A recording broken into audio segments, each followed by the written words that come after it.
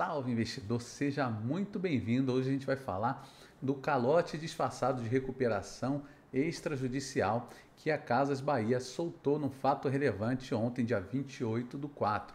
Tá? A gente vai falar sobre esse fato relevante e também vou fazer uma análise rápida pegando o material aqui do excelente professor Zé Marcos, que foi meu colega lá na Universidade de São Paulo, e ele também dá aula no INSPER e na Unifesp, excelente professor. A gente vai dar uma olhada aqui na planilha dele para analisar se a Casas Bahia ainda vai ter capacidade de pagar essas dívidas que ela praticamente empurrou com a barriga lá para frente. Vamos dar uma olhada aqui. Então vamos lá, começando aqui pelo fato relevante.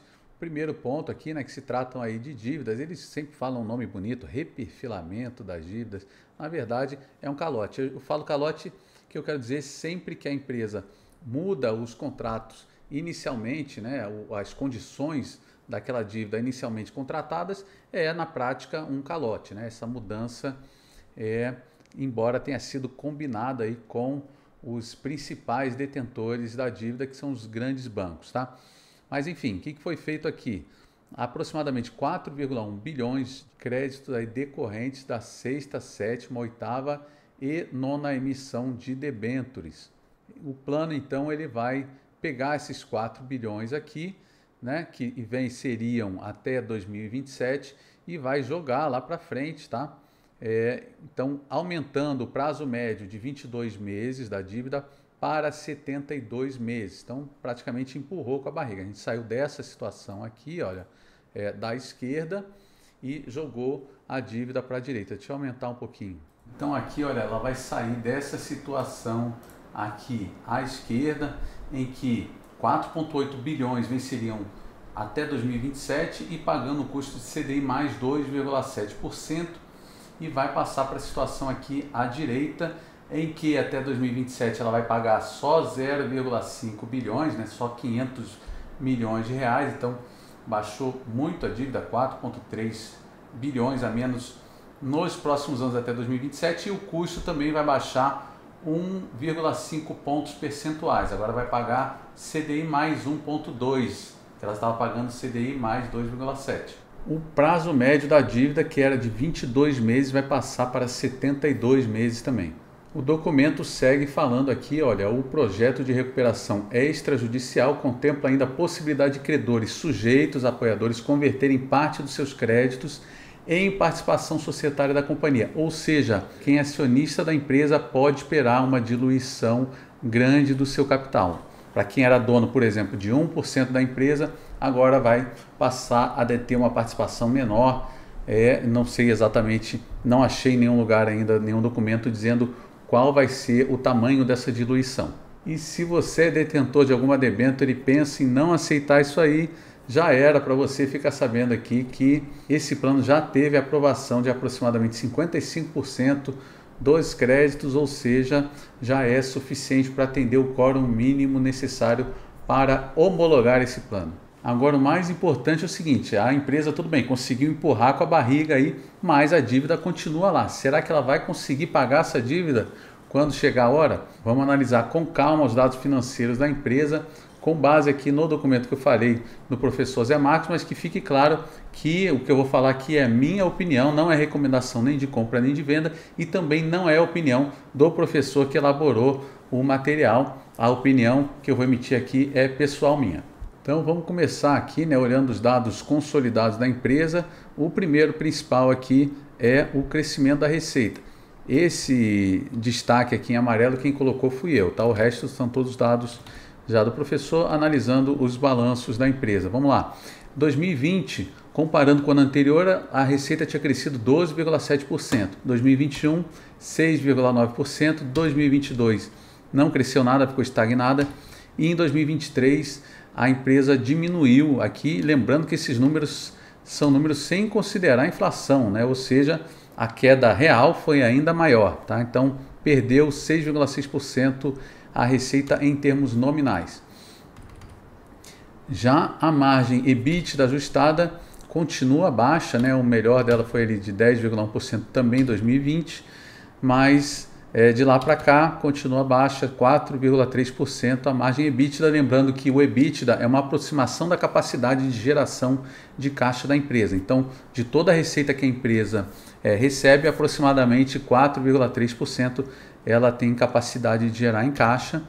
A margem líquida é o lucro líquido. Então, para cada R$100 que a empresa teve de receita, ela perdeu R$9 aí de prejuízo. Outra coisa que eu gosto de destacar muito, gente, é o ROIC, que é o retorno total para os detentores de capital, tanto capital de terceiro quanto capital próprio, ou seja, é o dinheiro que a empresa tem para pagar dívidas e acionistas. Esse retorno, gente, ou seja, do capital total investido da empresa, o retorno foi só 0,3% ao ano. E esse retorno é muito baixo.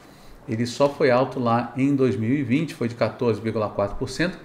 Mesmo assim, não foi grandes coisas, porque o custo de captação aqui no Brasil é muito alto. Então, de lá para cá, 0,4%, 0,3% em 2023. Então, ela recebeu, de tudo que ela investiu, recebeu só 0,3% e com esse dinheiro aqui ela vai ter que pagar uns juros ainda de CDI mais 2,7%, que agora caiu para CDI mais 1,2%, mesmo assim ainda está muito longe, né?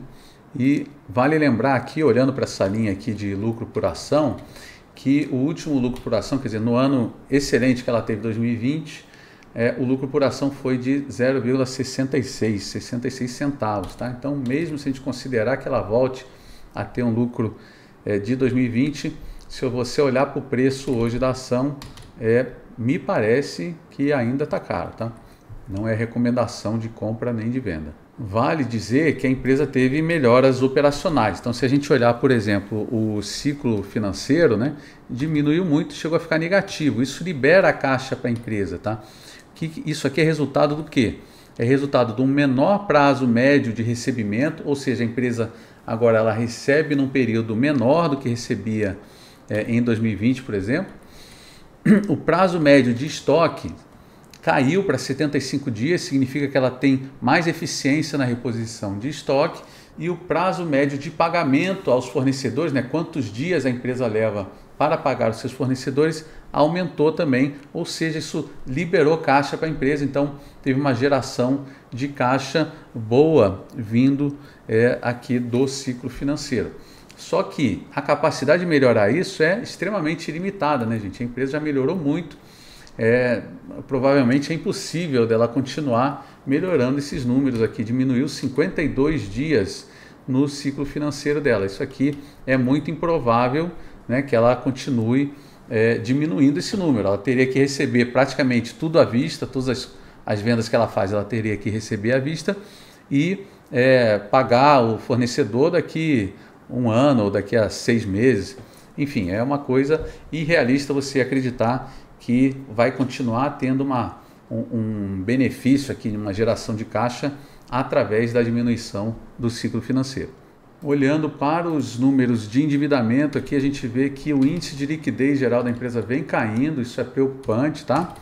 Quanto maior, melhor aqui, e o número vem caindo. A participação de capital de terceiros no capital total vem aumentando, então era de 82% em 2020 e aumentou para 89%. Todo o capital investido na empresa, 89% é de terceiros, é dívida. O custo da dívida no último ano foi de 21,4%. Se a gente considerar que quando você paga a dívida, está aqui, 21,4%.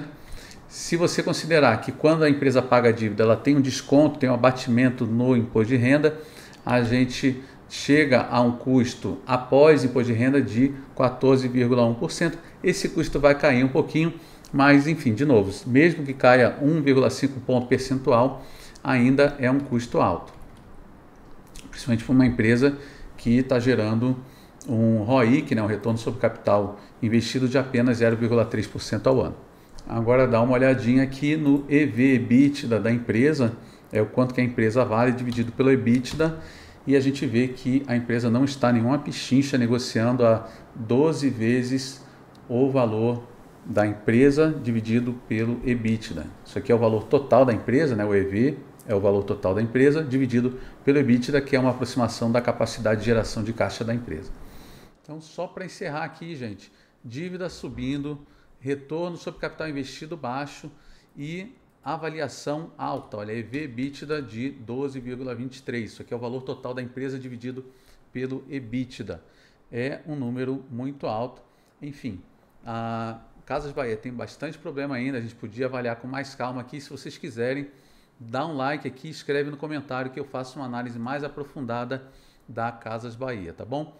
Então é isso, gente. Não é recomendação de compra nem de venda, mas na minha opinião, a empresa, pelo EV/EBITDA, ainda está cara e tem vários problemas aí.